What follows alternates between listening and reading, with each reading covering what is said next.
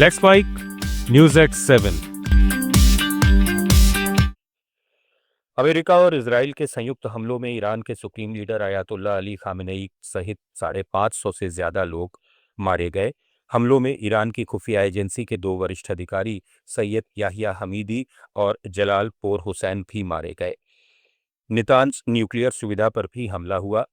खुर्रमाबाद में अमेरिकी हमले में 5 ईरानी सैनिक मारे गए। ईरान ने बदला लेते हुए खाड़ी क्षेत्रों में अमेरिकी ठिकानों पर मिसाइल और ड्रोन हमले किए, जिनमें यूएई, बहरीन, कतर, सऊदी अरब, कुवैत और जॉर्डन शामिल हैं। अबू धाबी में ड्रोन गिरने से मामूली नुकसान हुआ। गजा में लोग डर के मारे बाजारों में राशन जमा कर रहे हैं। कीमतें बढ़ गई हैं। ईरान के विशेषज्ञ अब्बास असलानी ने कहा कि ईरान ने पहले से योजना बनाई थी और अब वो अपने तरीके से अमेरिकी संपत्तियों को निशाना बना रहा है, पड़ोसी देशों को नहीं। फ्रांस ने खाड़ी देशों और जॉर्डन की रक्षा के लिए तैयार रहने की बात कही। ट्रंप ने कहा कि ऑपरेशन 4 हफ्ते या कम में पूरा हो सकता है और अधिक अमेरिकी हताहत संभव है।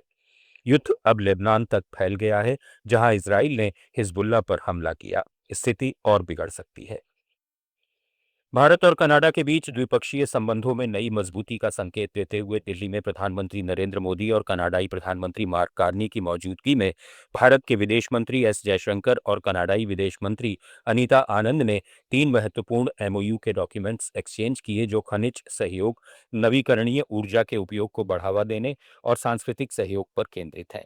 इस दौरान प्रधानमंत्री मोदी ने कनाडा के प्रधानमंत्री कार्नी के साथ संयुक्त प्रेस वार्ता में कहा कि हमने कॉम्प्रिहेंसिव इकोनॉमिक पार्टनरशिप एग्रीमेंट को जल्द अंतिम रूप देने का निर्णय किया है। इससे दोनों देशों में निवेश और रोजगार के नए अवसर बनेंगे।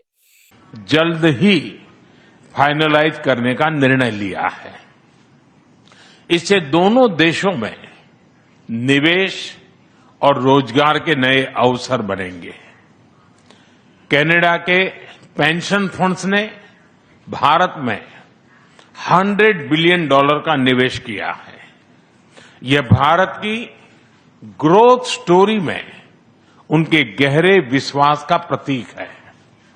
आज हमें दोनों देशों के बिजनेस लीडर से भी मिलेंगे।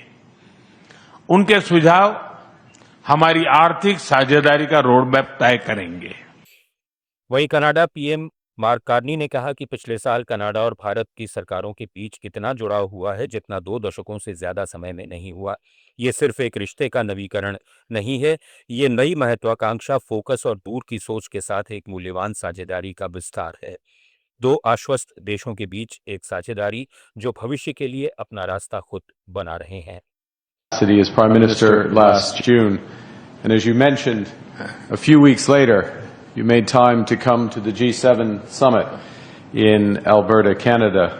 5 months after that, we met in Johannesburg at the G20, and now, today, the first bilateral visit of a Canadian Prime Minister here in 8 years.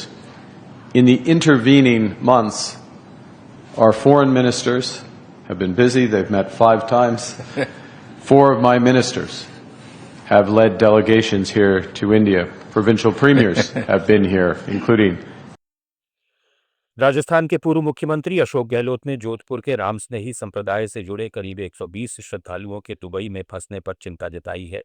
उन्होंने सोशल मीडिया पर लिखा कि ये श्रद्धालु राम प्रसाद महाराज के मार्गदर्शन में रामकथा और सत्संग के लिए 23 फरवरी को दुबई गए थे, जिसमें संत मनोहर दास महाराज और अमृत राम भी शामिल हैं। गहलोत ने कहा कि खाड़ी देश में इजराइल ईरान संघर्ष के कारण अचानक शुरू हुए युद्ध और बढ़ते तनाव से हवाई यात्रा बाधित होने के चलते ये सभी वहां फंस गए हैं। ये समाचार बेहद चिंताजनक है। ऐसे माहौल में इनकी स्थिति समझी जा सकती है। उन्होंने भारत सरकार के विदेश मंत्रालय से आग्रह किया है कि इन संतों और श्रद्धालुओं की सकुशल स्वदेश वापसी सुनिश्चित की जाए। न्यूज एट 7 में फिलहाल इतना ही। जुड़े रहिए लेट्स माइक के साथ। आप सुन रहे थे let's mic more than radio. Follow कीजिए हमें हमारे सोशल मीडिया प्लेटफॉर्म्स पर। It's time for news. It's time for more than radio. Presenting the first radio news app, Let's Mic. Let's Mic, a news-based app on your phone where you get to watch and listen news, talk shows, interviews, radio show podcasts. On Let's Mic,